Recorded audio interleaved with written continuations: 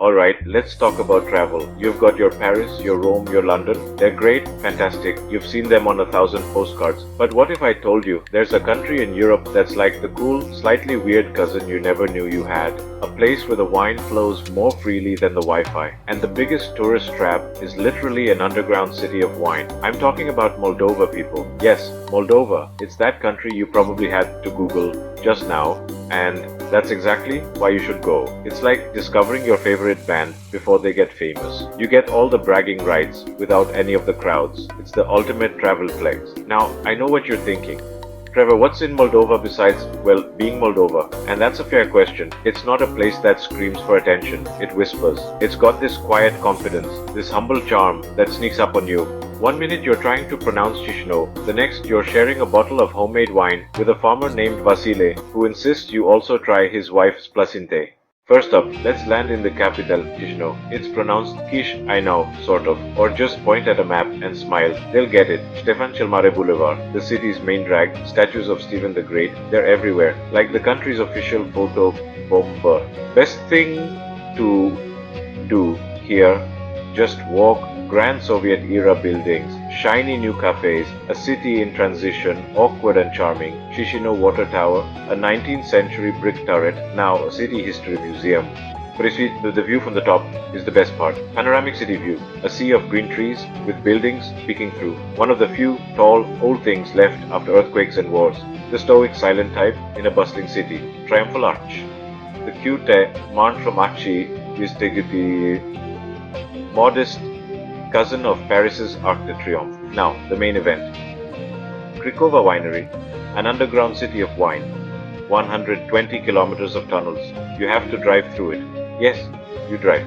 Street names like the Cabernet Street, Pinot Noir Avenue, the only place you can get a DUI while technically a pedestrian. Over 1 million bottles stored down there. Vintage bottles from Babitui era historical collection. A wine cellar with more drama than reality TV. The tasting. Opulent themed tasting room feels fit for royalty. Another tasting room, like the bottom of the sea. They pour glass after glass of sparkling wine, made using the same method as French champagne. Local joke, Moldovan blood type is Cricova Brut. After a few glasses, you'll understand why. You'll leave happy, a little wobbly, convinced every city should have wine street names. You get to keep the glass, the best souvenir. Alright, let's get out of the city and head to Orheiul Vechi, or Old Orhei. This place is stunning. It's a massive archaeological complex set in a dramatic river valley.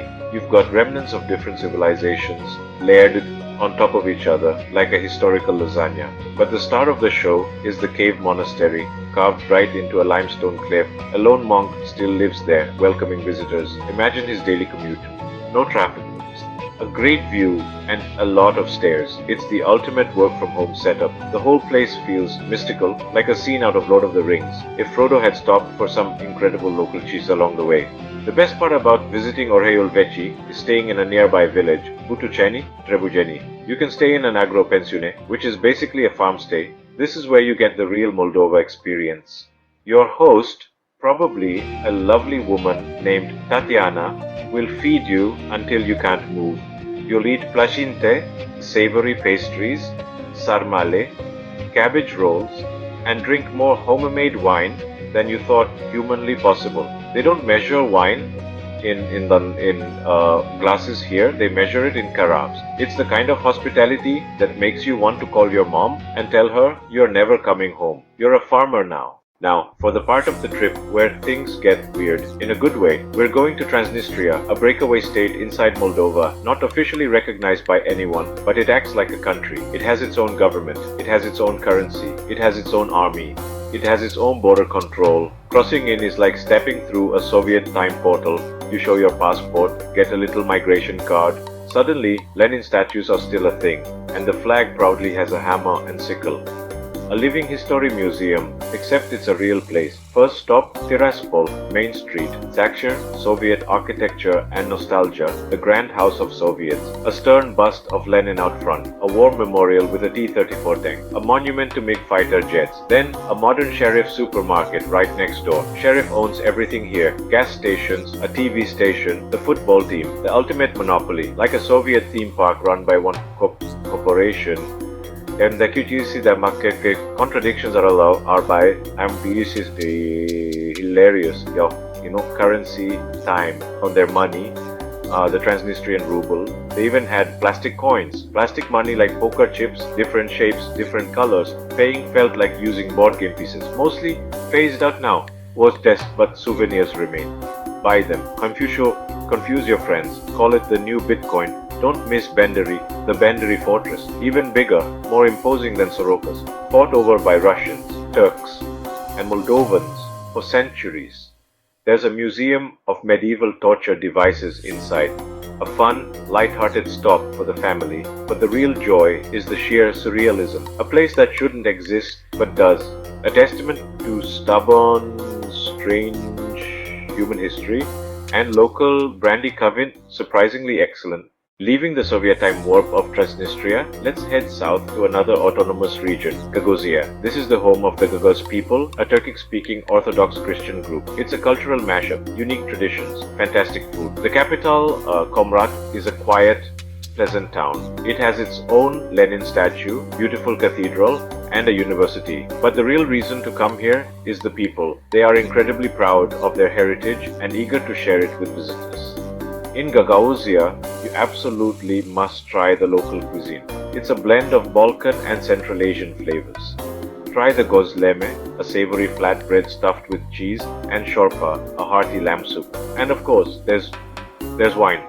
Gagosian wine is distinct. It's often bolder and spicier. The Gagos people have a saying, a guest in the house is God in the house. They take hospitality to a whole new level. You might pop into a winery for a quick tasting and end up staying for a 6-course meal, learning traditional dances, and being declared an honorary family member. Now let's go from one unique culture to one very unique monument. Head back north near Soroka and you'll find the Candle of Gratitude, a giant monument shaped like a candle sitting on a hill overlooking the Dniester River, built to honor unnamed heroes who preserved Moldovan culture. To get to it, you have to climb a winding staircase of 600 steps. It's a bit of a workout, but it's worth it. Perfect after you've eaten your body weight in plashint. The view from the top is spectacular. You can see for miles across rolling countryside and the river below.